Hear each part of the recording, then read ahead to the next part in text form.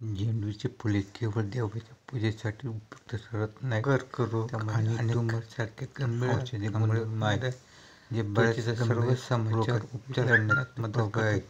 मग आपण औषधी गुणधर्म अनेक संशोधनात आढळले आहे की झेंडूच्या फुलात, मुळात आणि पानांमध्ये आढळणारे अँटीऑक्सिडंट तत्व कर्करोगाच्या पेशी नष्ट करण्यास मदत करतात.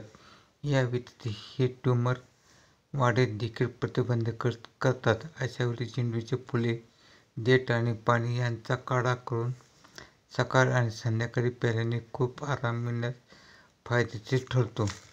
तसेच डाग, खाज आणि नायटा यामुळे उद्भवणाऱ्या त्वचेच्या समस्या तसेच यामुळे आलेले डाग काढून टाकण्यास झेंडूची फुले खूप फायदेशीर ठरतात.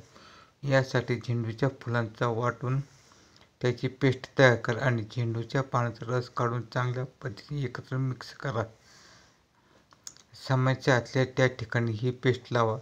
4 ते 5 दिवस नियमित हा उपचार केल्याने या समस्या दूर होण्यास मदत होईल. याशिवाय झेंडूच्या पानांना उकळा, ते पाणी थंड करा आणि समस्या असलेल्या ठिकाणी लावल्यामुळे आराम मिळण्यास फायदा होईल. झेंडूची फुले तापातही फायदेशीर ठरतात. झेंडूच्या फुलांचा चहा बनवा.